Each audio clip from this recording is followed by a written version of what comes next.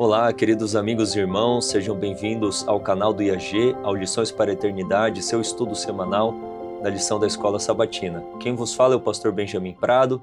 Para aqueles que já me conhecem, que Deus abençoe a vida de vocês. Para aqueles que ainda não me conhecem, sejam muito bem-vindos a este canal e que Deus também abençoe sua vida. E eu espero que este estudo, como tem sido os demais, seja uma bênção também na sua vida em nome de Jesus. Antes de avançarmos aqui para a recapitulação da lição de número 4, eu gostaria de agradecer todos aqueles que comentaram na lição de número 1 a respeito de onde vieram, ou de onde estão assistindo, melhor dizendo, dos países, das cidades aqui pelo Brasil, e ficamos muito felizes e contentes ao sabermos que pessoas de diversos países da Europa, da África, da Ásia, países aí mais para América Central, América do Norte, América do Sul também, enfim, pessoas aí do globo inteiro estão assistindo Lições para a Eternidade. Ficamos felizes e motivados por isso, e que Deus abençoe sua vida e onde você estiver, você seja poderosamente usado pelo Espírito Santo. Aqui no canal do IAG, que é um ministério de apoio à missão da Igreja Adventista do Sétimo Dia, vocês têm diversos tipos de conteúdo. Fiquem à vontade para assistirem os congressos que aqui realizamos, os sermões que apresentamos aqui, os estudos também. É um canal que está a serviço do Evangelho Eterno, o Evangelho que deve ser pregado em nossa geração. E eu peço que você deixe o seu like também neste vídeo, compartilhe nas suas redes sociais, para que mais pessoas estejam acompanhando este conteúdo, e deixe aqui nos comentários também uma pergunta, sua participação, pedidos, agradecimentos. Todo esse envolvimento que vocês têm, ele é muito importante para que o vídeo seja mais recomendado. Quero agradecer novamente a presença do Mose Coutinho. Seja muito bem-vindo, moço. Amém. Muito obrigado, pastor. Uma grande bênção estar mais uma vez com os irmãos. Eu gostaria de aproveitar essa oportunidade, quando nós já estamos aqui, nos ajuntando num bom número de pessoas, eu diria, semanalmente, os irmãos que nos acompanham. Eu gostaria de fazer um convite. Vocês talvez não saibam exatamente como funciona o IAG, nem todos, mas nós somos uma instituição sem fins lucrativos. Nosso fim principal e nosso fim total, nós podemos dizer, é cumprir a missão que Deus nos deu de pregar o Evangelho a toda criatura. E nós estamos tentando fazer isso através de diversas frentes. Deus tem nos permitido, na verdade, avançar em diferentes frentes. Mas todas essas frentes demandam recursos financeiros. Inclusive Angola, Moçambique e outros lugares que nós estamos começando projetos e trabalhos, alguns nem têm como se sustentarem a si mesmos, assim como ainda não é 100% da realidade aqui no IAG. Então nós estamos levantando uma indústria de alimentos saudáveis com o propósito de ajudar a financiar essas instituições e todas as frentes da instituição, na área de saúde mental, tudo aquilo que Deus tem permitido que desenvolvamos. E estamos em um projeto, um projeto de arrecadação.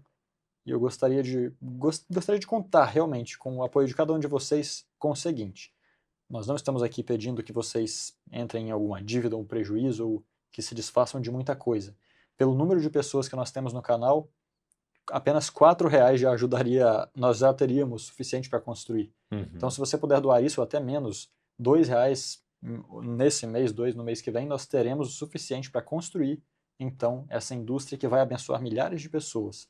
E você pode estar, sem talvez mensurar o valor desses R$ 2, vai estar apoiando uma grande obra.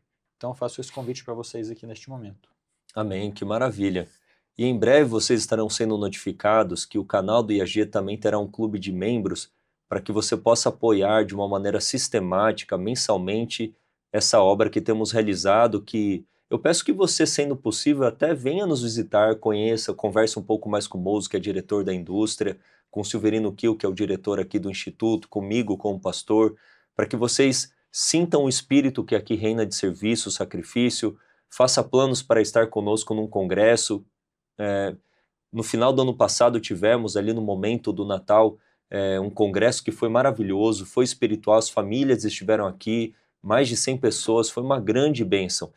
E durante este ano de 2026 teremos mais congressos, seminários, então façam planos de estar conosco, nos acompanhando também nas redes sociais, para estar atualizado de tudo aquilo que temos feito no Senhor, para a salvação de almas, para o reino de Deus, porque cremos e temos a convicção de que Jesus em breve voltará.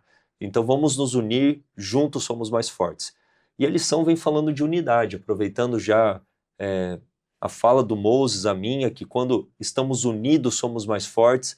nós temos aqui essa temática, então, da unidade por meio da humildade. Lição de número 4. Vamos iniciar com uma oração, sendo possível, feche os seus olhos, vamos falar com Deus. Moço, ora para nós. Oremos.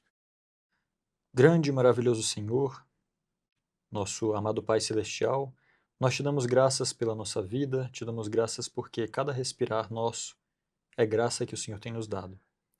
Nós agradecemos também porque a sua palavra foi deixada para nós como instrução para que saibamos qual é a sua vontade e qual o caminho para encontrar-te. Amém. E nós te pedimos que neste dia, nesta lição, o Senhor possa se aproximar de nós e nós sejamos levados para perto de ti através do estudo da sua palavra. Amém, Senhor. Em nome de Jesus. Amém. Amém, Senhor. Graças a Deus. Vamos então aqui para Filipenses 2, versículo 2, que é o verso para memorizar. Depois analisaremos brevemente aqui a imagem da lição, que diz aqui Filipenses 2, versículo 2. Completem a minha alegria, tendo o mesmo modo de pensar, tendo o mesmo amor e sendo unidos de alma e mente. Filipenses 2:2. Então é claro aqui que o apóstolo Paulo está apelando pela unidade de pensamento, de propósito, de ação, da manifestação do caráter de Cristo. E já tem uma conexão aqui com a imagem. Se você puder me acompanhar, essa é a imagem da lição, caso você não a tenha. Nós temos aqui um grupo de pessoas unidas ao redor da cruz. E elas estão recebendo da cruz aquilo que as mantém vivas. A seiva, assim como a planta está ligada à terra, e da terra ela puxa todos os nutrientes necessários a ela, e assim transmite para os ramos, e os ramos dão frutos. Jesus é a videira verdadeira, João capítulo 15, nós somos os ramos. E se estivermos ligados a Cristo, estaremos ligados uns aos outros, e de Cristo recebendo o poder, de Cristo recebendo o Espírito, de Cristo recebendo a sua vida, de Cristo recebendo tudo aquilo que nos é necessário para estarmos unidos. Então, nós temos aqui a cruz sorvendo da terra, né? Toda essa seiva e transmitindo aos corações que estão ligados a Cristo e o que conecta os nossos corações. Foi assim que eu entendi essa imagem. Tem alguma coisa para agregar, acrescentar? Eu creio que é isso realmente, né? O apóstolo também vai nos chamar a ter o mesmo sentimento do Cristo, né? Uhum. E é como se todos viessem se alimentar desse sentimento na cruz, né? Porque o centro da narrativa de Paulo, quando fala do sentimento de Cristo, é a cruz.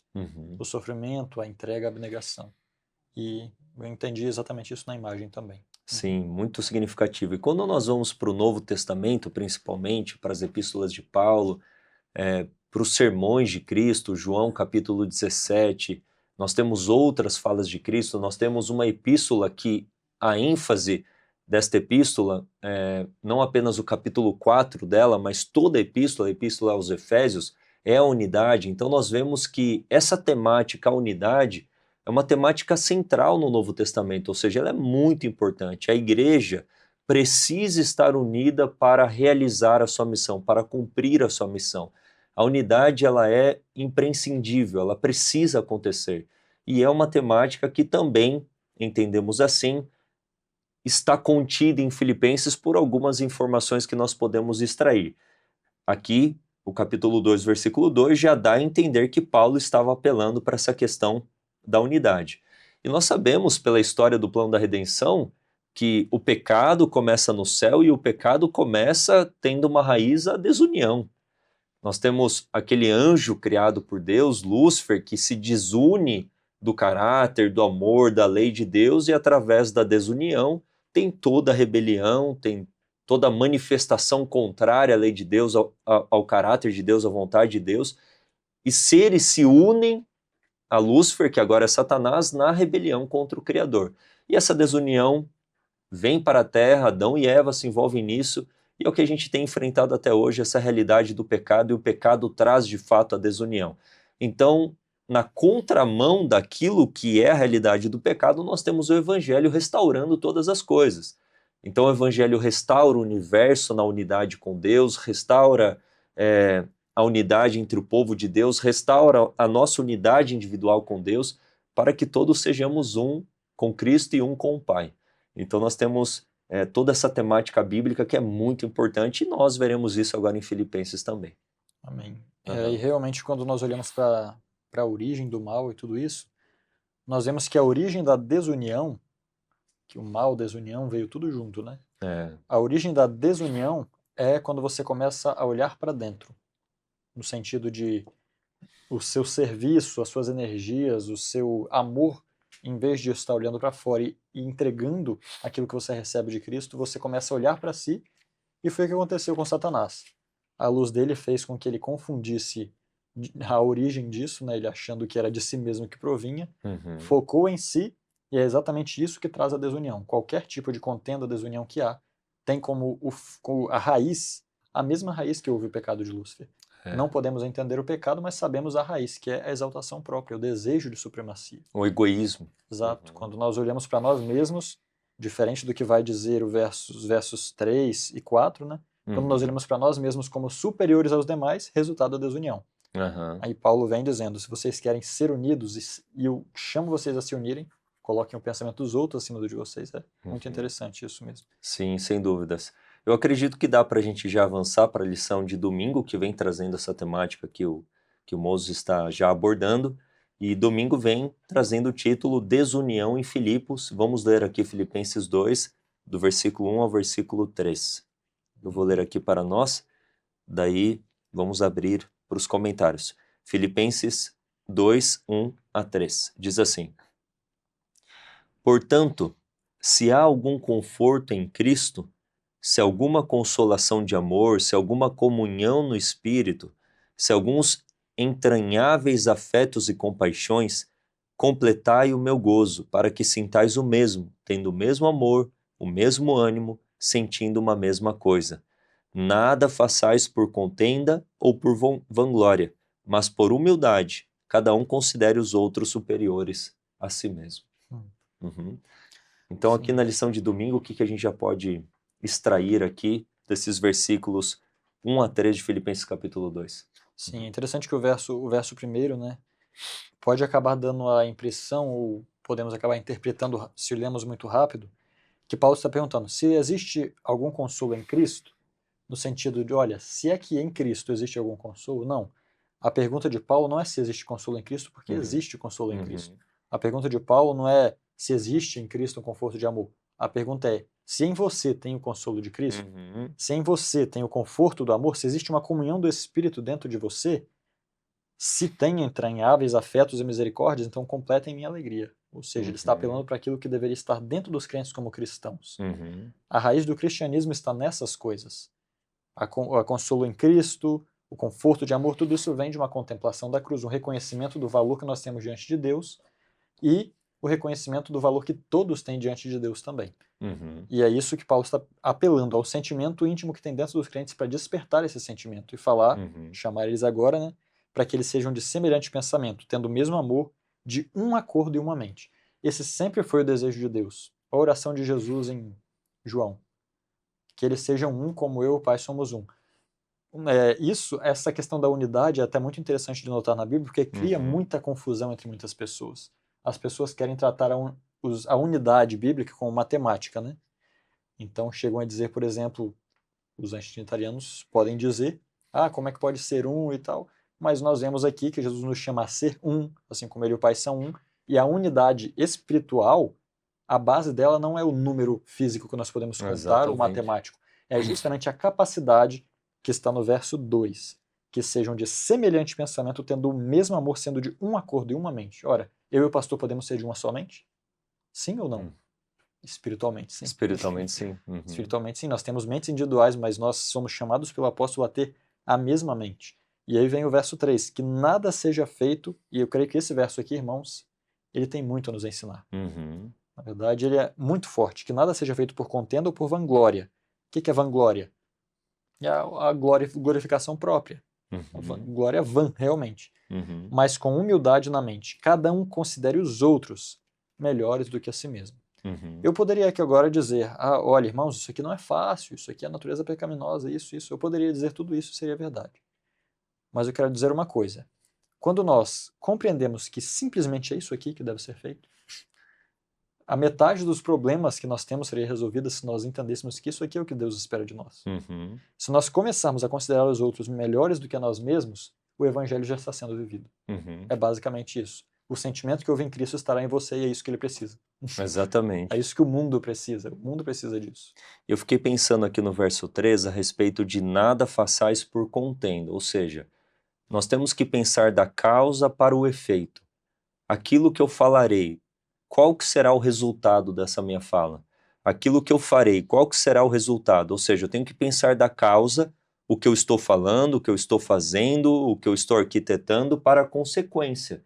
Ou seja, qual que será o fruto disso? Se você antever desunião, contenda, exaltação própria, qualquer coisa que fuja do Espírito de Cristo, como diz aqui, comunhão no Espírito, no versículo 1, então não faça, porque você sabe que o fruto não é positivo. Então nós temos que ter um pouco mais de calma nas ações. Nós somos muito precipitados, nós falamos muito, e no falar muito você tropeça muito, nós agimos de uma maneira impulsiva e depois vamos colhendo os cacos da destruição que fazemos. Então, na hora de falar, principalmente no âmbito ali familiar, conjugal, dentro do ambiente da igreja, tudo que envolve relacionamentos pessoais, principalmente em situações um pouco mais delicadas, pese as suas palavras. Ore a Deus para que elas sejam temperadas, assim como Paulo fala, né? Palavras temperadas com sal, para que não leve morte para as pessoas, mas leve sabor para a vida das pessoas. Então nada façais por contenda ou por vanglória, mas por humildade. E aqui humildade não tem o sentido assim de simplicidade, de ignorância, de pobreza. Humildade, biblicamente falando, é a disposição de baixar a cabeça e ser guiado pelo Espírito Santo. Ou seja, não permita que as paixões da carne aflorem. Então, se você estiver submisso a Deus, você vai pensar antes de fazer, e aquilo que você fará, você pensará, é para a glória de Deus? Porque se não for, deixa quieto, deixa de lado, né? E cada um considere os outros superiores a si mesmos. Ou seja, sem desejo de supremacia, como os discípulos tiveram, sem desejo de superioridade, mas se você é superior a mim, eu estou em que posição em relação a você, moço? De servo, não é assim? Com certeza. Se o Mestre Jesus se colocou a nós numa posição de inferioridade porque ele veio não nos servir e não ser servido, quanto mais eu que já sou servo devo me colocar em relação a você, que é o meu conservo.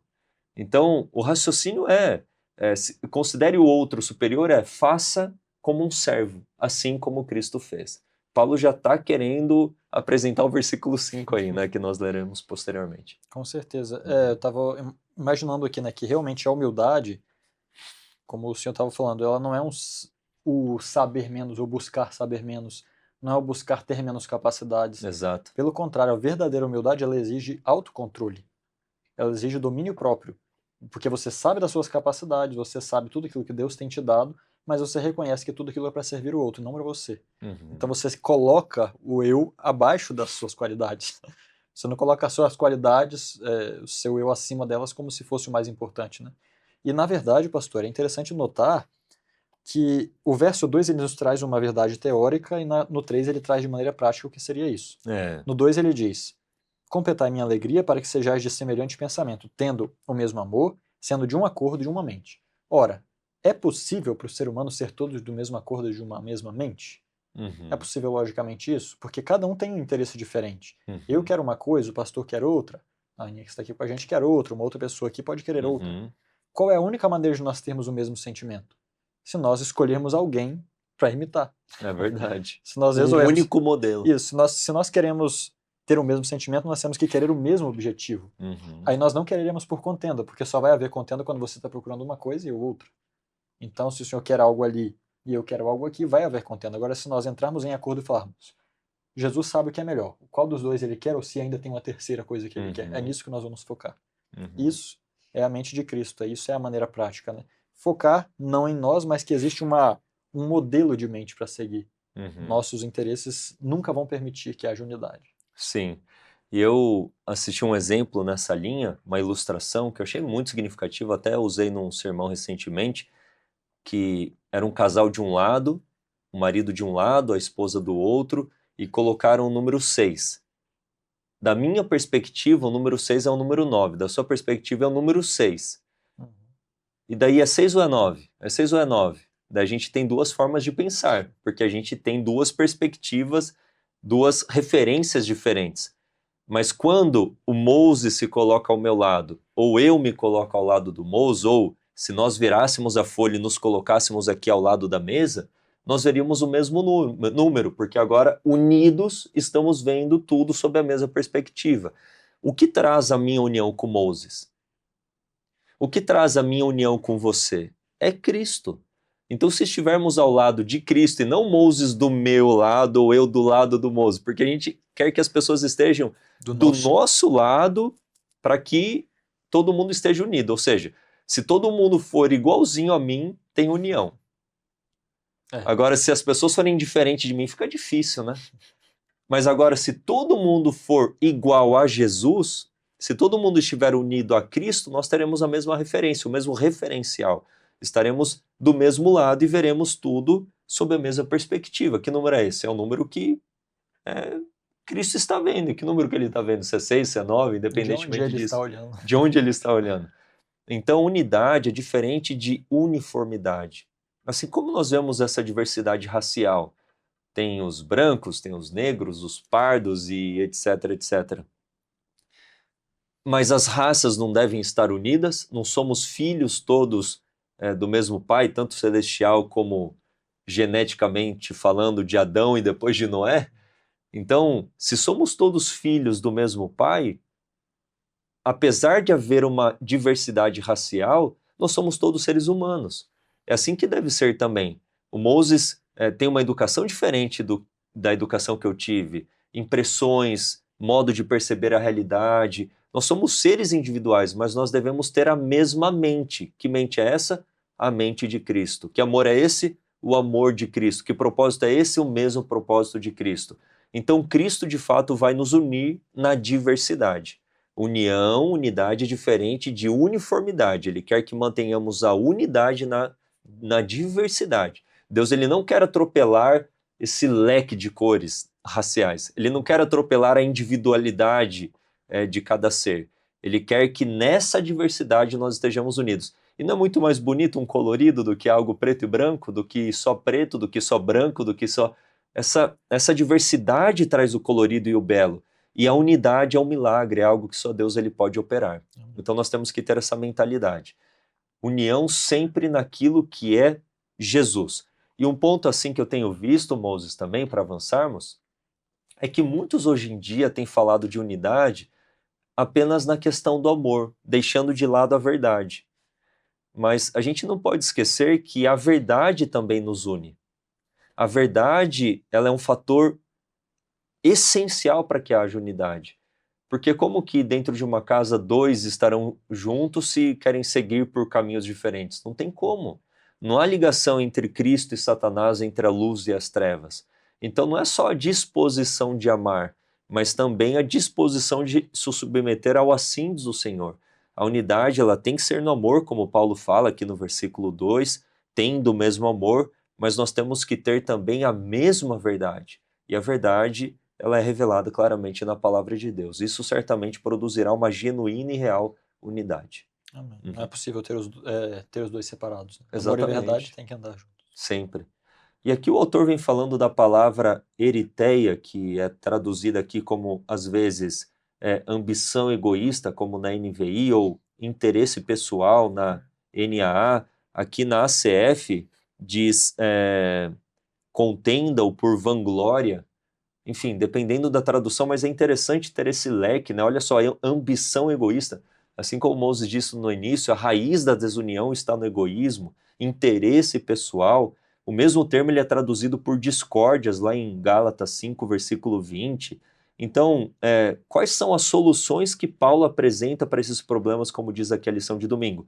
Ele faz uma exortação em Cristo, uma consolação de amor, a comunhão do Espírito, a questão do afeto, da compaixão e unidade em pensamento, amor e propósito. Então o apóstolo está apresentando as soluções divinas, inspiradas por Deus, para que houvesse então a unidade e as pessoas deixassem, os membros da igreja de Filipos deixassem o egoísmo de lado e estivessem unidos em amor. Assim nós devemos ser também, não é, Amém. moço? Amém. Vamos avançar, em nome de Jesus. A lição de segunda aqui vem falando da fonte da unidade. Então, como a imagem da lição traz, que fonte é essa, né?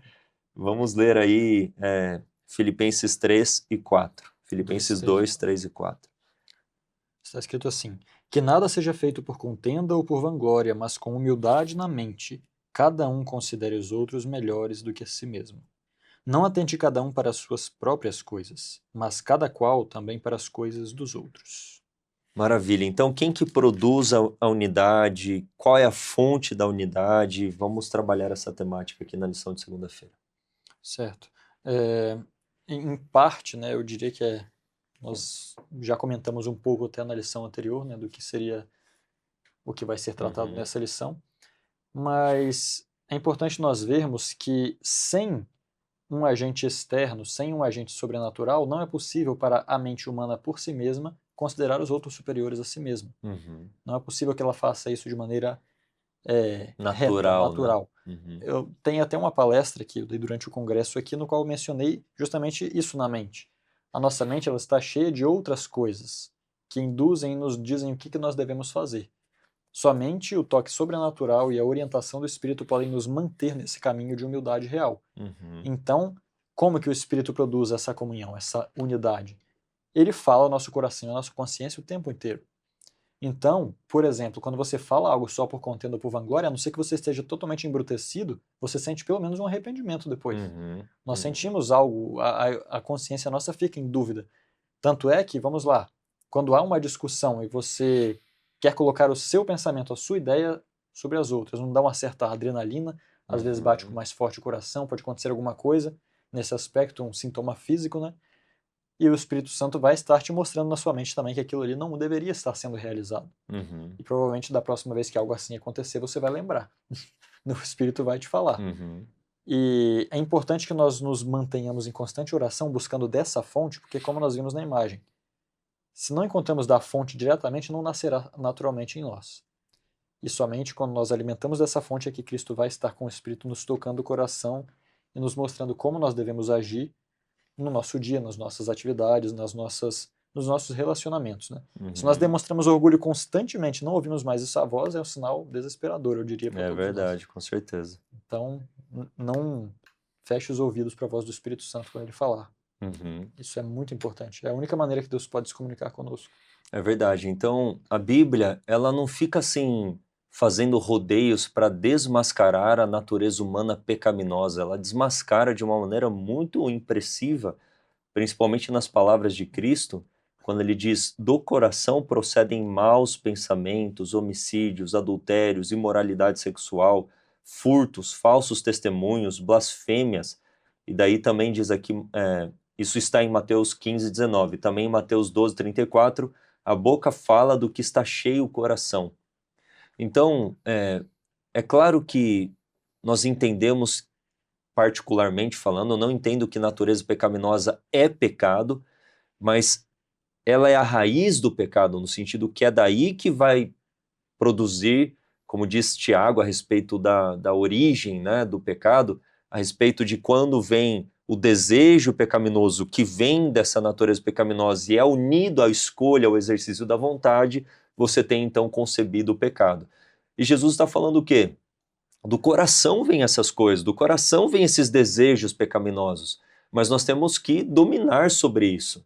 Nós temos que, como você sobe num cavalo e pega as rédeas em suas mãos, e não o cavalo sobe em você para que te leve de uma maneira desgovernada, ou, melhor dizendo a ilustração, você não sobe num cavalo e não põe as rédeas e ele não sai assim galopando de uma maneira desenfreada, mas você tem que manter o controle de toda a situação. Deus disse isso para Caim desde o princípio: o pecado jaz à porta, cumpre a ti dominá-lo. O domínio sobre esses pensamentos pecaminosos é sobrenatural, nós precisamos de um novo coração, novos pensamentos, novos sentimentos. De fato, tem que haver uma obra de fora para dentro, uma obra sobrenatural. E essa obra só quem pode operar certamente é o Espírito de Deus.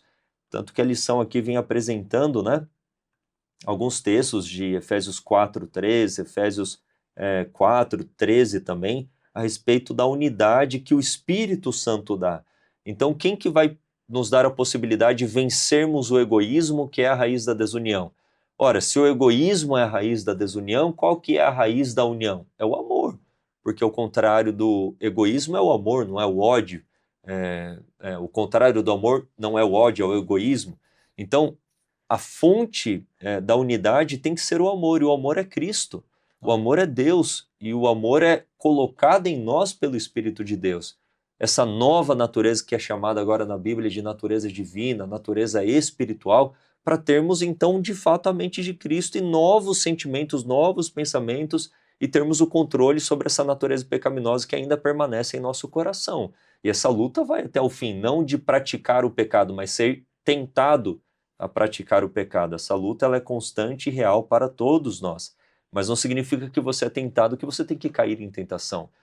Porque a partir do momento que eu deixo dar vazão à natureza pecaminosa e ela me domina, qual que vai ser o resultado?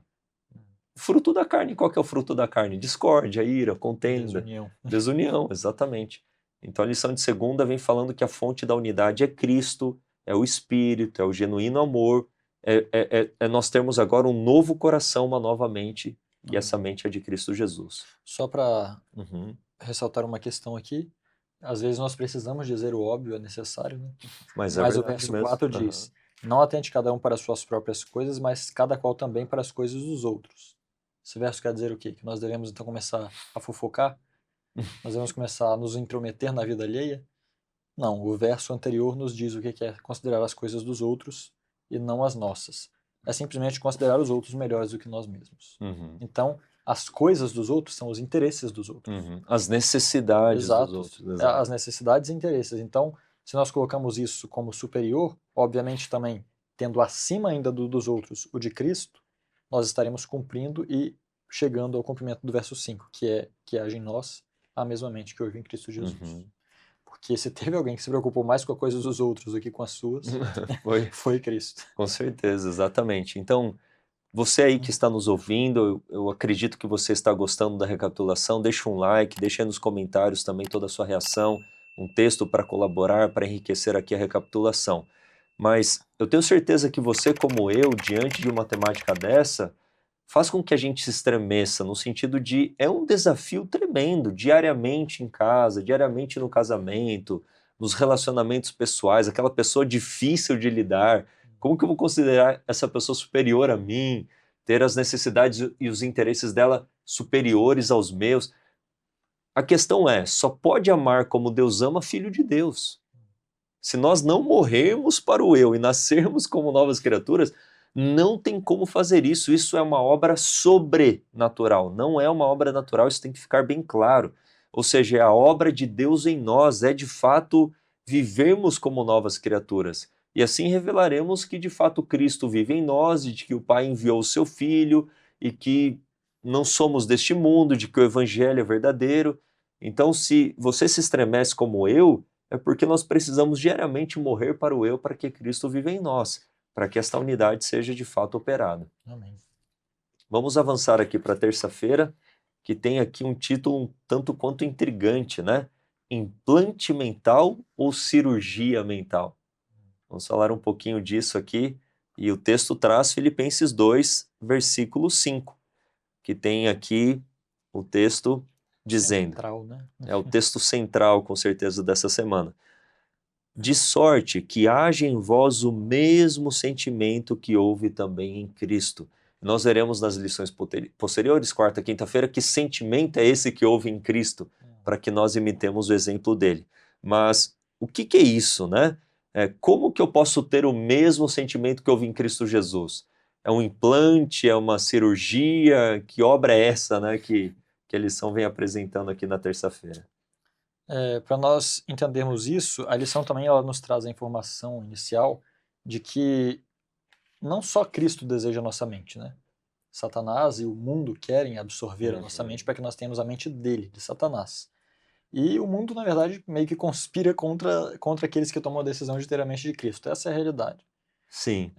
O mundo conspira para controlar a nossa mente, né? E Satanás, ele é um estudioso da mente há mais de 6.000 anos. Uhum. Ele vem estudando como fazer para que a sua mente possa ser controlada por ele, né? E ele vem preparando maneiras de nos conduzir como ele quer. Mas, para que ele consiga fazer isso, nós precisamos contemplar aquilo que ele nos propõe. Porque nós temos janelas na alma. Uhum. Essas janelas são são o que faz e que permite, são aquilo que permite realmente que entrem as coisas à nossa mente, aquelas que vão residir ali e fazer mudanças ali dentro. Então, quando nós contemplamos constantemente aquilo que Satanás tem nos proposto, nossa mente vai sendo construída ao caráter de Satanás e realmente no mesmo formato. Mas, de igual maneira, se nós contemplarmos constantemente as palavras de Cristo e as atitudes de Cristo, aquilo também vai nos transformar, porque nós sabemos que nós somos transformados Exato, por pela aquilo que contemplação. contemplamos. Tanto é que o verso 5 diz: que haja em vós a mesma mente que houve também em Cristo Jesus. 2 pontos. Uhum. Não fala ponto. No sentido de, olha, Uhum. consiga a mente, ora e vê se Deus te põe a mente.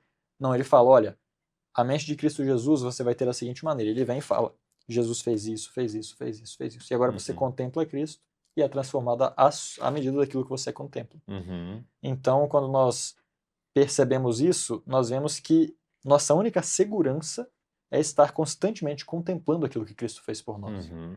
Nós não seremos moldados a outra coisa senão aquilo que está no exterior nosso, aquilo que nós vemos do lado de fora. Uhum.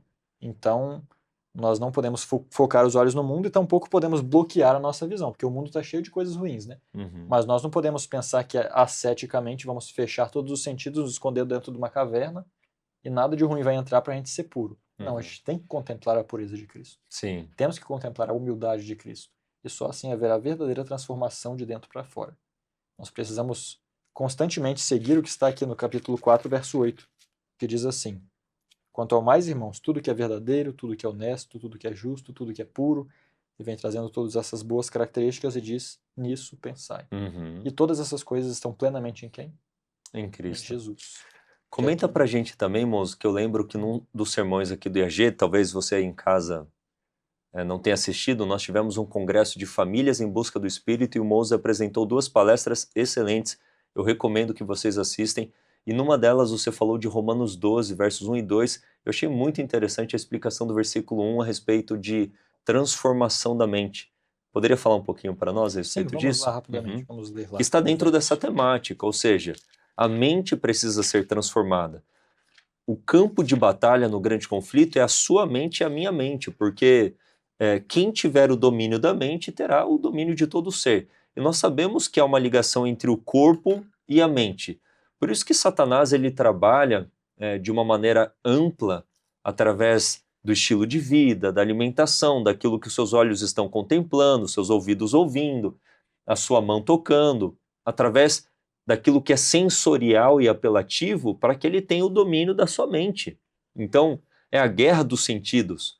Através dos sentidos, o alvo está na mente. Agora, Cristo quer ter o controle da mente para ter o controle de todos os sentidos. Jesus, ele é um gentleman.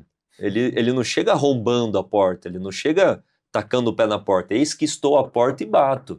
Se alguém ouvir a minha voz e abrir a porta, entrarei em sua casa, cearei com ele e ele comigo. Terei um relacionamento pessoal. E através desse relacionamento, desta união com Cristo, revelaremos, obviamente, o fruto do Espírito. Então, a mente, de fato, é o campo de batalha. Vamos analisar um pouquinho aí Romanos 12, versos 1 e 2. Sim. Na verdade, já meio que comecei a explicação, né? O ideal mesmo seria que os irmãos vissem a palestra, porque lá tem toda uma linha de raciocínio longa, né, para chegar aqui. Sim. Mas vou tentar resumir o máximo possível. Isso. O verso 12 diz: suplico-vos, pois, irmãos, pelas misericórdias de Deus, de apresentardes os vossos corpos em sacrifício vivo, santo e agradável a Deus, que é o vosso culto racional. Aqui nesses versos nós vemos 2 coisas, fala do corpo e fala de um culto racional. E o que eu comentei na palestra foi justamente o fato de que na nossa mente nós temos 2 hemisférios, não falando de maneira anatômica, mas apenas de uma maneira teórica para nós entendermos. Nós temos um superior, que é aquele que tem a orientação e sabe o que deve ser feito e toma as decisões. E temos um inferior, que é a parte estimulável.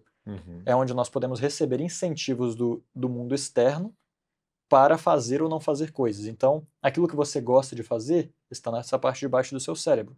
Você não decide o que gosta de fazer, né? Você decide o que vai fazer. Então você pode, eu não gosto de tomar água, mas vou tomar água porque é saudável. Não porque você gosta. Não está na parte de baixo, está na parte de cima. Agora, na parte de baixo, talvez esteja, eu gosto de tomar Coca-Cola. É isso que eu gosto. Isso está na parte de baixo. E eu venho trazendo isso durante o sermão e mostrando que, na verdade, a nossa parte de baixo do cérebro subconsciente ali, ele armazena informações de coisas estimulantes que nos intoxicam no final com uma necessidade daqueles estimulantes, daquelas coisas. E a sede de tudo isso, através do qual ela mede a intensidade das coisas, é o nosso corpo. Através do tato, da audição, do paladar, todos os nossos sentidos. Portanto, para que nós desejemos o bem, é necessário que essa parte esteja purificada.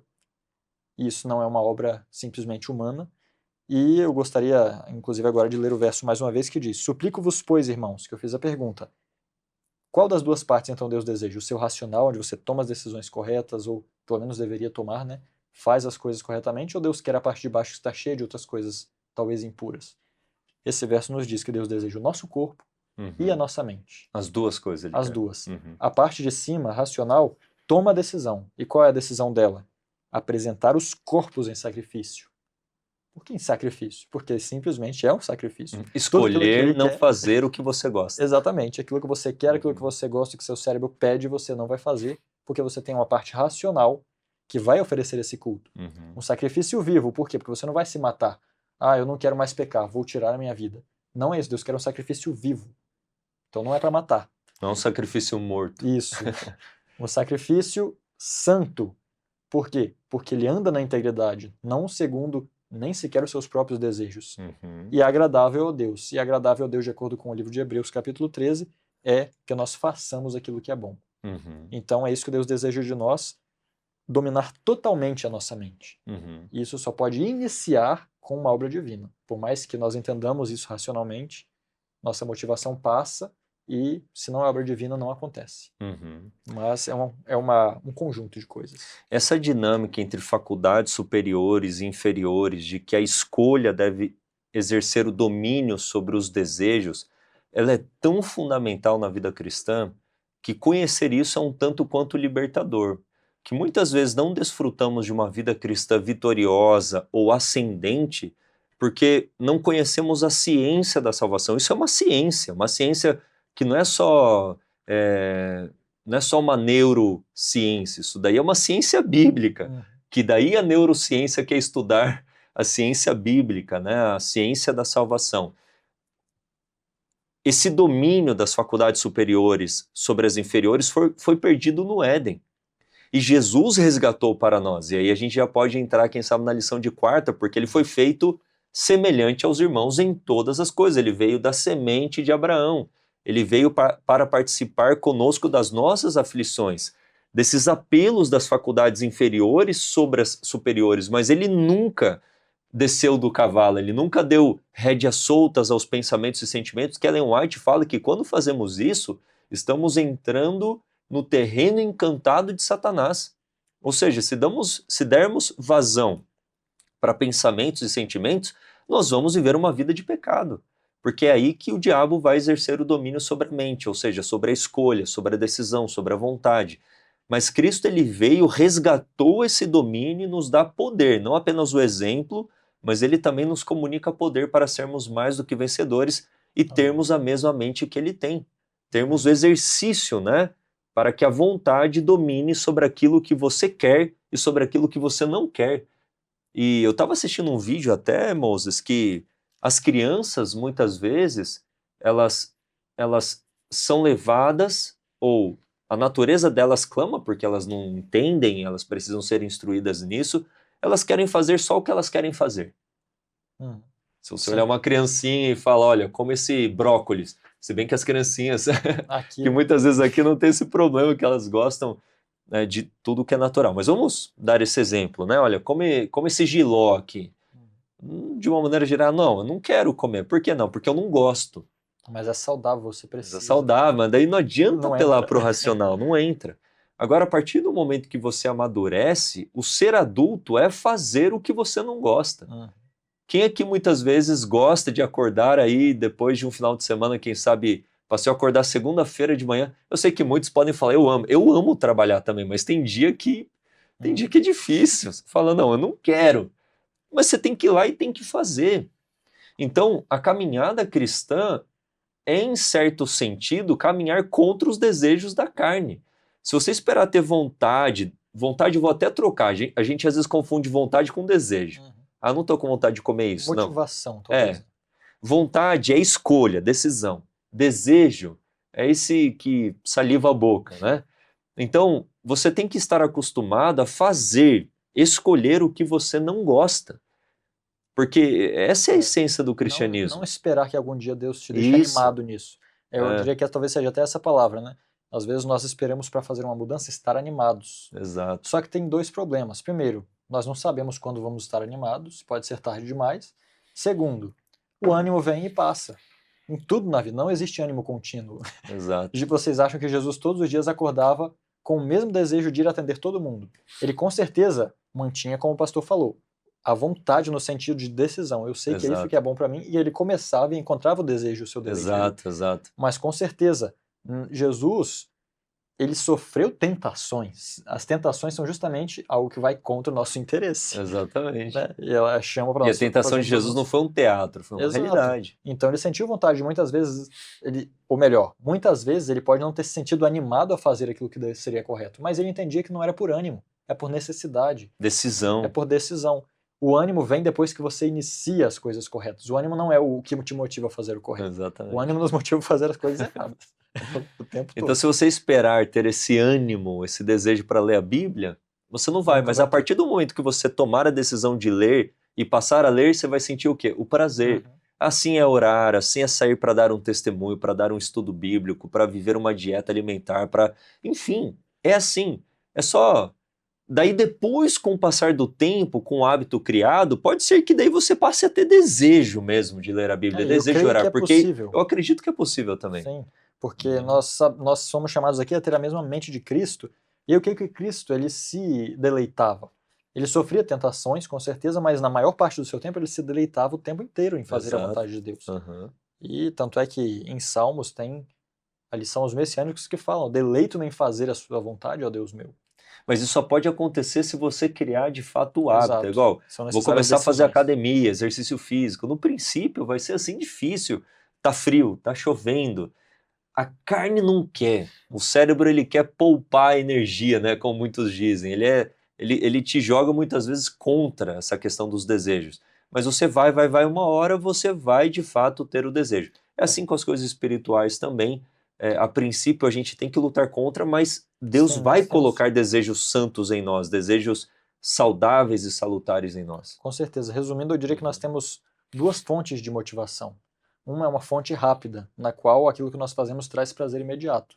Então pode ser uma comida que traz um prazer imediato, uma atitude errada, que TikTok, imediato, aplicativos trazem prazer imediato, e então o seu cérebro é enganado, porque seu cérebro pensa que aquilo é bom.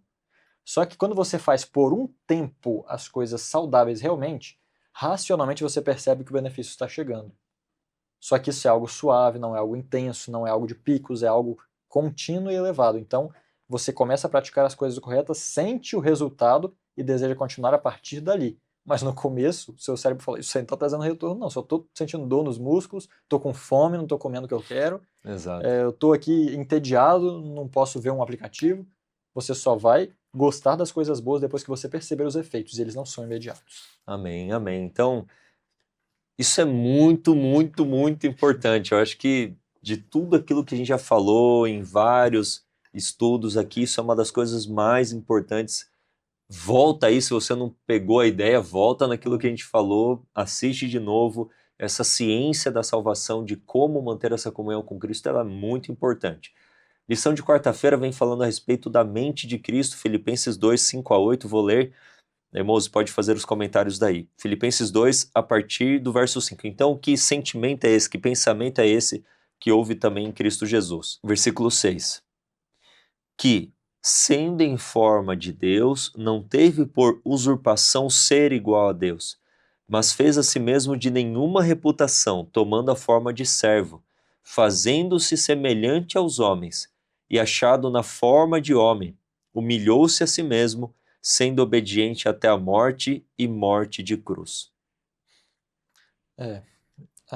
Na verdade, né, o verso 5 foi apenas o início, mas o centro da carta eu diria que é isso aqui. Aham. Exatamente, descrevendo o que era a mente de Cristo, né?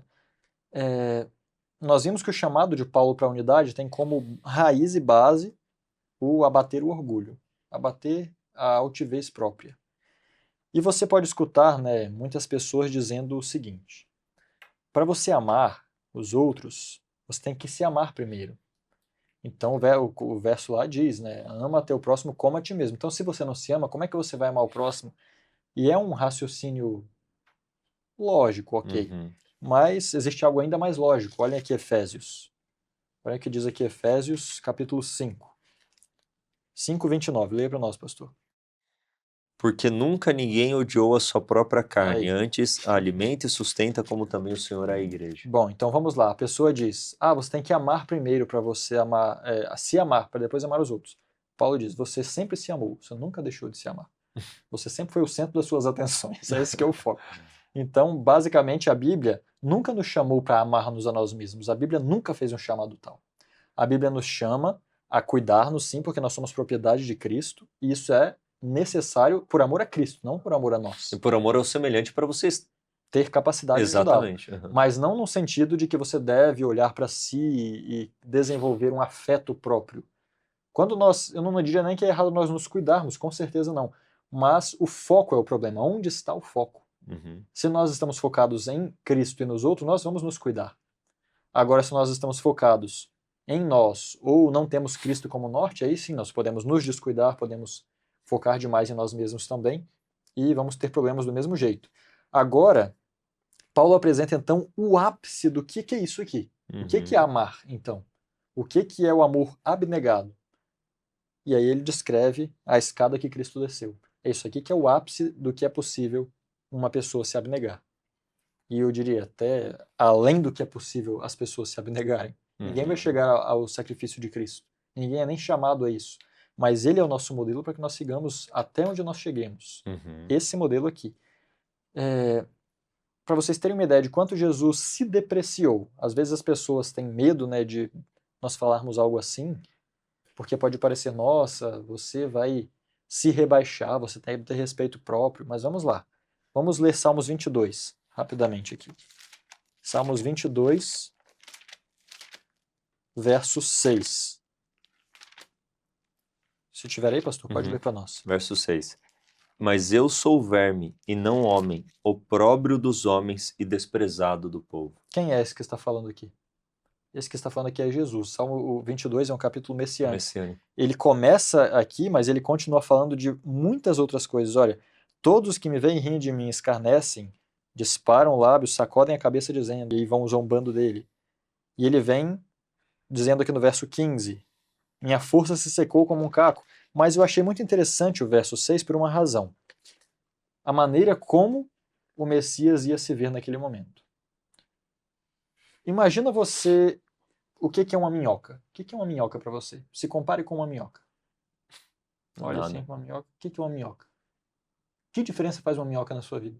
Uma. Nada, não faz diferença nenhuma. Você, inclusive, passa por cima delas todos os dias e nem sabe que elas existem. Se uma estiver no seu caminho, você pisa e nem percebe que matou. É algo ínfimo. E um parasita, talvez, porque o verme aqui não diz o que é. E esses vermes parasitas ainda, que são a pior situação ainda.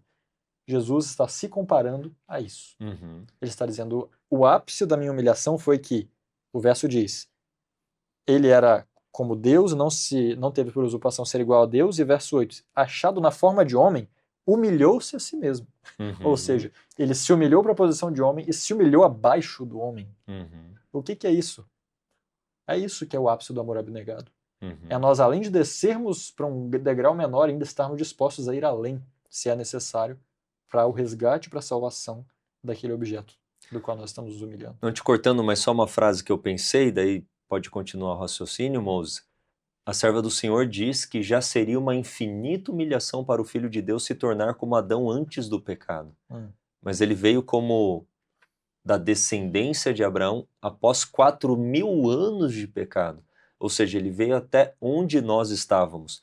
Então não foi só a questão de Deus, o Filho de Deus, permanecendo em forma de Deus, ou seja, ele é Deus igual o Pai é Deus, é a mesma natureza divina, se tornou em figura humana, se tornou um homem. Mas ele se tornou que homem? Não como o homem antes do pecado, mas como homem após o pecado. Veio até onde estávamos. É o sonho da escada de Jacó que liga o céu com a terra, que une o céu e a terra. Se um degrau, o último, não tivesse encostado na terra, não haveria união. Então o céu está unido com a terra em Cristo. Ele veio até onde estávamos. Isso é maravilhoso nós Com certeza. entendermos no plano da redenção. Sim, e ele se sujeitou a sofrer nas mãos das pessoas pelas quais ele se rebaixou. Aham. Parece algo tão clichê porque nós falamos tanto do sacrifício de Cristo, né? Mas eu não sei, talvez Deus tenha que nos colocar em situações na vida nas quais nós entendamos um pouco mais o que é isso. Porque eu não sei, não me vem nenhuma ilustração na minha mente. No máximo, talvez você tenha um animalzinho de estimação que você ama, cuida com todo carinho. Imagina então que esse animalzinho de estimação, em algum momento, ele tem os mesmos poderes que você, ele começa a te furar, te maltratar e te fazer dor. Então, É algo pior do que isso, porque não é um animal de infinitamente, estimação, são pessoas. Pessoas com sentimentos. E Jesus, ele não se rebaixou porque ele tinha amor pelo sofrimento. Jesus, ele recuou do sofrimento. Ele quase não foi para a cruz. No Getsemane. No Getsemane, ele disse: Pai, se possível, afasta de mim esse cálice. Ele tinha decidido fazer a vontade de Deus, mas ele falou: olha, é o seguinte, o meu desejo não é esse. Ele tinha sentimentos. Aí Assim como vem você, novamente o eu. assunto do desejo. O desejo apontando para um sentido em que ele Exato. teve que exercer a sua vontade. Contudo, não seja feita a minha vontade, mas a tua vontade. Ou seja, a minha vontade é fazer a tua vontade e não satisfazer os desejos que querem me levar contra a direção que o Senhor está me Exato. E conduzindo. nesse momento, pior ainda, porque eu creio que o desejo dele nem era como os nossos desejos. Imagina. Então, O desejo de exatamente, Cristo nesse momento era um desejo de não sofrer uma dor da qual ele não era preservação. digno. Ele não era digno de sofrer aquela dor, não era para ele. Não era a condenação dele, então ele não desejava no seu íntimo, no seu corpo, não desejava aquilo, mas na sua mente ele já tinha decidido o que ia fazer. Para quê? Para que você pudesse estar ouvindo isso agora. Amém. Para que eu pudesse estar dizendo isso agora e para que nós pudéssemos ler todo o seu sacrifício aqui. E para que todo aquele que serve verdadeiramente a Jesus entenda que ele é o nosso líder, não porque ele é poderoso e grande, mas porque, sendo poderoso e grande, ele se submeteu a ser menor do que o menor dos servos humanos. E é basicamente isso. Paulo diz: é essa mente que vocês têm que ter. Amém, exatamente. Louvado seja Deus. Eu fico pensando que, é claro, não é uma conjectura o que eu falarei, mas é um raciocínio à luz daquilo que a Bíblia revela da gravidade do pecado, que parece que a única resposta que seria possível à destruição do pecado, de nós entendermos a malignidade do pecado, de Deus assim fazer frente ao pecado para esmagá-lo, é a cruz. Porque se Jesus tivesse vindo como homem, servido, mas não tivesse a cruz, a angústia do Getsemane, Jesus suando sangue, o tomar o cálice da ira de Deus, ou seja, ele estava sendo feito ali pecado por nós, como diz Paulo em 2 Coríntios no capítulo 5, ele estava sendo feito a serpente de bronze levantada. São muitos textos, né, como vai entrar aqui na quinta-feira, sendo feito maldição por nós, Gálatas fala isso, sofrendo assim algo que jamais sofreremos, nem os ímpios depois dos 1000 anos, porque Jesus sofreu por toda a humanidade, era algo extremamente esmagador a ponto de levar o coração do Filho de Deus romper, explodir literalmente na cruz. Então é uma angústia tão grande que quando olhamos para esse infinito amor, infinito sacrifício, a vida de serviço e abnegação de Cristo, isso faz frente ao pecado de uma maneira assim, é igual um tsunami engolindo a terra, é um tsunami do amor em comparação ao egoísmo do pecado. Porque de outra forma eu não sei como as sensibilidades amortecidas pelo pecado dentro de nós seriam sobrenaturalmente voltadas, assim, né, resgatadas diante de tanto sacrifício e amor. E algo ainda infinitamente incompreendido por nós.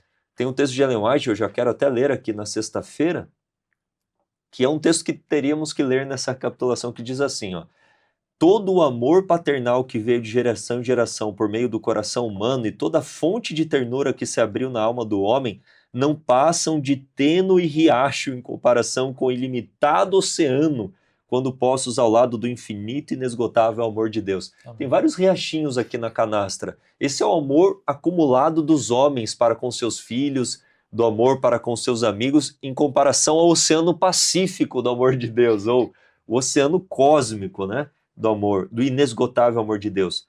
A língua não consegue exprimir, nem a caneta é capaz de descrever isso. Pode-se meditar nele todos os dias de nossa vida, pode-se examinar diligentemente as Escrituras a fim de compreendê-lo, pode-se reunir toda a faculdade e poder a nós concedidos por Deus no esforço de compreender o amor e a compaixão do Pai Celeste, e todavia existe ainda o infinito para além. Pode-se estudar por séculos esse amor, no entanto, jamais se poderá compreender plenamente a extensão, a largura, a profundidade e a altura do amor de Deus em dar seu Filho para morrer pelo mundo. A própria eternidade nunca o poderá bem revelar. No entanto, ao estudarmos a Bíblia e meditarmos sobre a vida de Cristo e o plano da redenção, esses grandes temas se desdobrarão cada vez mais ao nosso entendimento. Amém. Parece que quando esse tema é estudado... Temos para a Igreja, volume 5, página 628. Parece que quando esse tema ele é estudado, é ele que tem isso que tem o poder de transformar. Exato. Nós estudamos não porque eu quero entender isso aqui perfeitamente. Na verdade, nós estudamos porque isso vai nos transformar. Exato. E isso acontece, o pastor comentou, né? O plano de Deus foi perfeito porque não teria um outro jeito de ser mais impactante. E foi tão perfeito que antes dele acontecer, quem entendia o que ia acontecer já ficava maravilhado. Então nós temos Enoque, temos Moisés, temos Abraão, entendendo e ficando estarrecidos diante disso.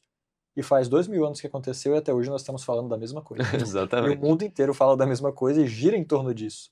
Então, o fato, se Jesus tivesse morrido deitado numa cama, não teria tido o mesmo brilho. Esse é o ponto, exato. Deus não teria permitiu esse impacto. que ele sofresse ao máximo, para que o mesmo grau e a mesma medida de sofrimento e humilhação que ele teve é agora, hoje, na verdade, desde a sua ressurreição e tem aumentado cada dia, é o grau da sua elevação. Exato. Então, aquilo que Cristo foi por nós, ele está exponencialmente aumentando em glória também. Amém, louvado seja Deus. Então, Filipenses aqui retrata, como Moses disse, uma escada, vem falando de degraus da humilhação de Cristo. Sendo Deus, se tornou um homem, e não apenas qualquer homem, mas um homem que veio servir, que se humilhou, e se humilhou até ao ponto de chegar à morte de cruz. Então você tem aqui os degraus. E continuando a leitura, você tem agora os degraus da ascensão. A humilhação revelada por Cristo, que traz para nós a mente de Cristo, para termos os mesmos sentimentos que Cristo teve para com a raça humana, para que tenhamos de um para com o outro, para que haja unidade no corpo de Cristo. Esse é o ponto da lição, a gente não pode fugir um pouco, por mais que esse tema aqui ele é tão maravilhoso. A elevação vai ser bem mencionado na próxima lição, né? Exato, então aqui você tem Mateus 23, versos 11 e 12. O maior entre vocês será o servo de vocês. Por quê? Porque o Filho do Homem, sendo Deus, veio servir. Quem se exaltar será humilhado, e quem se humilhar será exaltado. Jesus se humilhou como nenhum outro homem. O que vai acontecer com ele? Será exaltado. Como nenhum outro homem. E agora Lúcifer, que já era exaltado, o que ele fez? Ele quis se exaltar mais ainda, ele foi o quê? Abatido. Ele foi abatido. Então Deus ele quis mostrar, Lúcifer, se você quer realmente ser como eu, então vou mostrar para você o que é ser Deus. Porque lá em Isaías 14 ele queria ser semelhante ao Altíssimo. Quer ser semelhante a eu?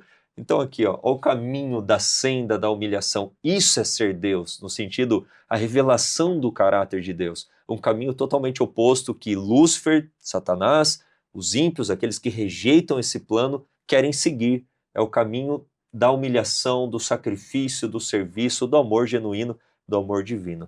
Então isso que deve estar sempre em nosso coração. Amém. Vamos aqui para finalizar então a lição. Está sendo uma maravilha, não queremos nos estender muito, por mais que tenha temas tão maravilhosos. Vamos falar aqui de quinta-feira o mistério da piedade. O mistério da piedade, Paulo cita essa expressão como sendo o mistério da encarnação. É um mistério, por quê? Como que você coloca o infinito no finito? Como você coloca o oceano num copo de água? Como que Deus se torna um ser humano? É algo assim, se torna um bebê que tem que aprender a andar, falar, comer. tão limitado, tão dependente, como que o Deus criador de todo o universo fez tamanha humilhação? De que forma? É de fato um mistério que a gente vai tentar entender, como diz a serva do Senhor também. A cruz de Cristo, a encarnação de Cristo será a ciência e o cântico dos remidos por toda a eternidade. Então, se você pensa que o céu será entediante, não, pelo contrário. Vai ter estudo. Vai ter estudo para a constante. eternidade. E aqui Faculdade temos o eterna. mistério da piedade. Amém. Eu até gostaria de olhar até um outro aspecto disso. A lição vai trazer a questão da encarnação, né? E realmente é muito interessante. E quando nós vemos que Paulo chama de mistério, eu até entendo também de um outro aspecto de que os gregos, no geral, nós vamos ver isso depois nos Colossenses, eles tinham alguns pensamentos religiosos que faziam eles separarem bastante o mundo físico do mundo espiritual. Inclusive como se fossem antagônicos, bem e mal, físico e celestial, carnal e espiritual, eles colocavam dessa maneira. Então, os gregos, no geral, convertidos já poderiam ter essa dúvida, né? Como é que um ser santo poderia chegar a receber carne pecaminosa? E aí nós vemos isso na igreja de Colossos. Mas olha só que interessante o que diz o desejado. Eu gostaria de ler isso aqui. É um parágrafo do desejado 113. Quando o povo de Israel estava perecendo da picada das serpentes ardentes, Deus instruíra Moisés para fazer uma serpente de metal e colocá-la no alto, em meio da congregação. Fora então anunciado no acampamento que todos os que olhassem para a serpente viveriam. Bem sabia o povo que em si mesma não possuía poder algum para ajudá-los. Era um símbolo de Cristo. Como a imagem feita à semelhança das serpentes destruidoras era erguida para a cura deles, assim alguém nascido em semelhança da carne do pecado havia de ser-lhes o Redentor. Eu, antes de estudar e mais jovem, eu perguntava, nossa, uma serpente representando a Jesus? Mas serpente normalmente não é o dragão, né? O diabo não é chamado a própria serpente, né? E eu pensava, bom, talvez seja como o leão, que tem uma característica da serpente que... Não tem uma característica da serpente que represente a Jesus. Ele se fez semelhante. Ele tomou sobre si a carne que parece a carne da serpente. A carne contaminada pelo pecado. Não que Jesus tenha herdado o pecado, porque nós já falamos, isso é um assunto já batido, né? Exatamente. Mas a carne contaminada por 4.000 anos de pecado. Eu acho que é bom falar um pouquinho sobre isso, moço. Comenta 30 segundinhos sobre essa questão de não entendermos a questão do pecado original, de que natureza pecaminosa é pecado, de que nascemos pecadores, ou seja, enfim, nós temos uma compreensão bíblica a respeito disso. Sim, nós até começamos falando também sobre isso, né, ali atrás. Nós entendemos que a mente de Adão antes do pecado, nós entendemos assim como, na verdade, historicamente a Igreja Adventista acredita e está no espírito de profecia, antes do pecado a mente era plenamente harmoniosa, não havia um pendor para o mal. Isso era uma carne inocente ou santa, seja o que for. Depois disso, depois do pecado, nós entendemos que a mente se transformou, ela não funciona mais da mesma maneira e agora há pendor para o mal. Isso se chama natureza pecaminosa, não natureza pecadora. Natureza pecaminosa. Exato. Por quê? Porque ela já foi contaminada por um pecado, não é por isso que você paga pelo seu, mas você carrega já como herança uma inclinação. Então, o seu pai te deu a inclinação para o pecado, mas ele não te deu o pecado, porque Ezequiel diz que o filho não paga pelo pecado do pai, e etc. Então nós temos isso claro. Portanto, Jesus ele veio depois que a natureza humana vinha sendo degradada. Cada ano que passa, cada geração que passa, com as pessoas pecando, diminui em estatura, força física, força mental. Como era Adão em comparação a nós. Exato. E por quê? Não é porque Deus falou, eu acho que eu vou diminuir o homem. Não. É o resultado do pecado ao longo do tempo. A degradação. A degradação. Ou seja, Jesus, depois de 4.000 anos de degradação da natureza pecaminosa, ele veio e tomou essa natureza. Com essa inclinação, com essa degradação, com essa força. Se você está entendendo como eu estou entendendo, isso é uma humilhação tremenda, queridos. É uma humilhação de você se tornar uma barata. Hoje, você se tornaria uma barata. É tipo assim, entendeu? Barata voadora, aquela que quando sai voando, ninguém fica perto. É mais ou menos eu isso. Acho que a questão, assim, é uma coisa tremenda. Se nós não captamos a grandiosidade disso, talvez é porque a realidade, não estou nem dizendo que o irmão está perdido, mas se você não sentiu isso, essa mesma coisa, talvez é porque nós estamos há tanto tempo no mundo contaminado pelo pecado que para nós isso é normal.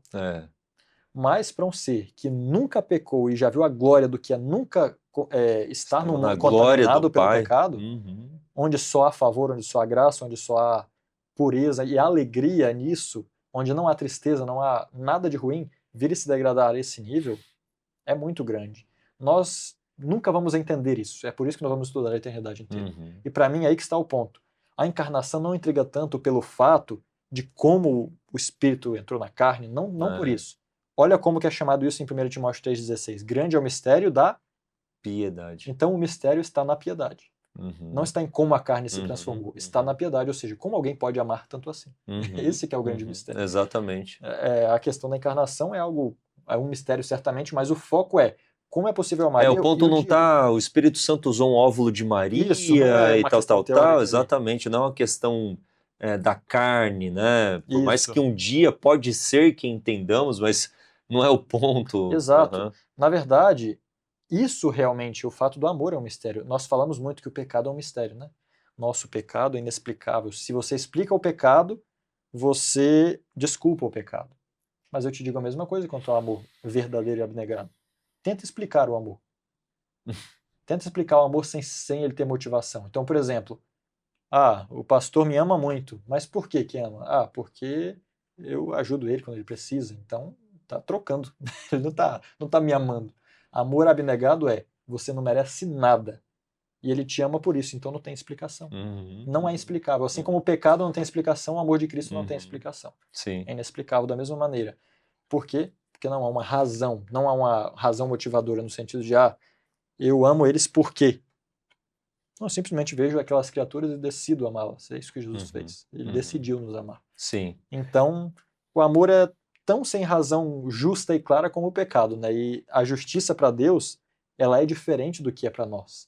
Por isso que nós falhamos tanto com a nossa justiça. Por isso que Deus não aceita a justiça humana, porque a justiça de Deus, ela é muito diferente. Só Ele sabe misturar com perfeição a justiça e amor. Nós não temos o conhecimento dessa calibragem, né? Tanto é que, olha só, não quero me demorar, mas vou mencionar essa história. José, o pai de Jesus.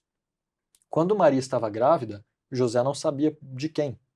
José não tinha ideia.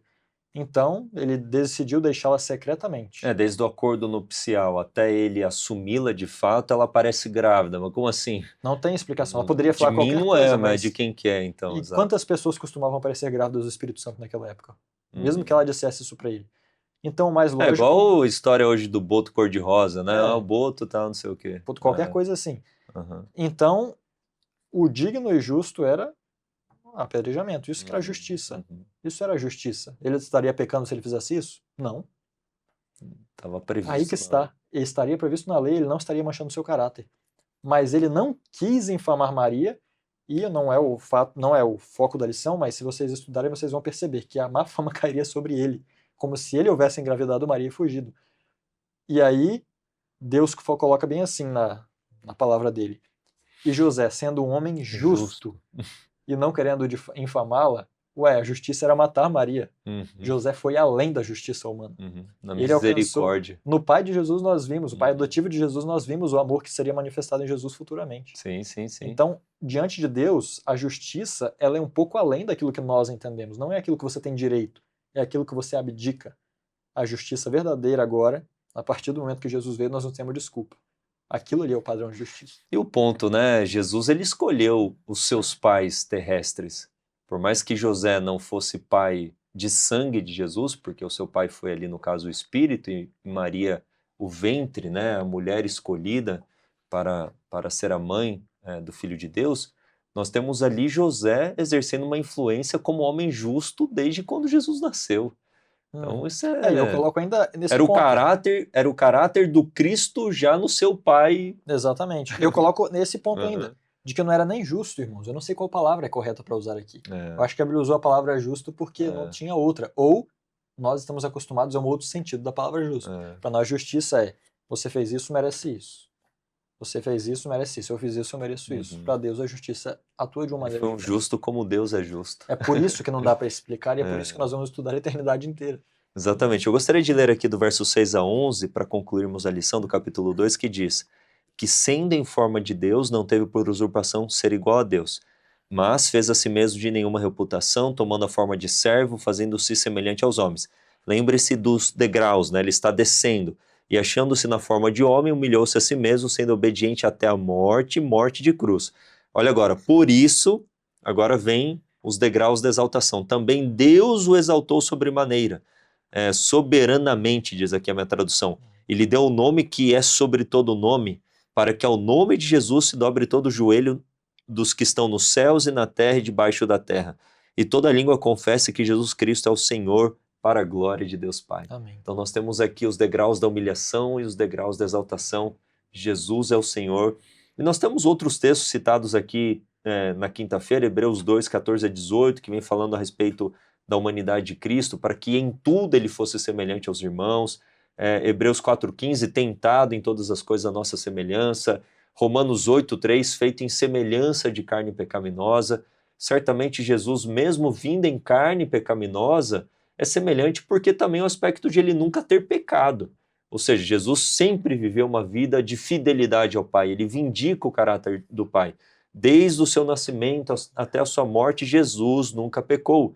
Ele tinha uma mente isenta no sentido da mancha, da mácula do pecado, assim como nós temos. Então, como que hoje eu e você podemos ter a mente de Cristo? Assim como Cristo nunca pecou por um só pensamento, hoje eu e você podemos também em Cristo, com essa nova natureza, com essa nova vida. E essas não são palavras minhas, basta nós lermos o livro Desejar a Todas as Nações, que isso é muito, mas muito claro mesmo. Então a lição de quinta vem falando, né? Existindo na forma de Deus, ele se esvaziou, se humilhou até a morte de cruz. E vem a perguntinha, como refletir sobre o que Jesus fez por nós na cruz, vendo a cruz como exemplo de entrega e humildade, deve nos tornar mais humildes e submissos a Deus? Se isso não for algo assim esmagador para nós, para que nós vivamos uma nova vida, eu não sei mais o que pode ser. Então, é um infinito amor por todos nós. Louvado seja o Senhor. Moses, considerações finais, lição maravilhosa, poderíamos certamente falar mais coisas, mas vamos concluir que o horário está avançado já neste momento. Sim. Meus irmãos, realmente não há muito o que dizer diante do amor de Cristo. Nós poderíamos dizer, na verdade, eu nem sei nem se dizer pouco ou dizer muito é melhor, né? Porque nós sabemos tão pouco, né? Mas o que eu diria é que nós cultivemos e insistamos em transformar isso em algo cada vez ligado à nossa própria experiência. Em qual sentido? Aquilo que aconteceu na vida de Jesus era literalmente por você. Não era, por toda a humanidade, simplesmente, ok, por toda a humanidade, mas o que isso significa para mim? Onde eu estaria se não fosse esse sacrifício? Quem eu sou hoje por causa desse sacrifício? O que eu tenho prometido para mim no futuro por causa desse sacrifício? E aí, quando você entender tudo isso, você vai desejar fazer exatamente o mesmo pelos outros, Amém. pelos demais. Que esse seja o desejo do seu coração. Amém. Assim como Paulo diz, o amor de Cristo me motiva, o amor de Cristo me constrange a ser uma nova criatura, a viver diferente, a me relacionar de uma maneira diferente com as pessoas ao meu redor. Então que esse sentimento, esse pensamento, a mente de Cristo estejam em nós para que vivamos como novas criaturas. Amém. Sendo possível, feche seus olhos, vamos falar com Deus.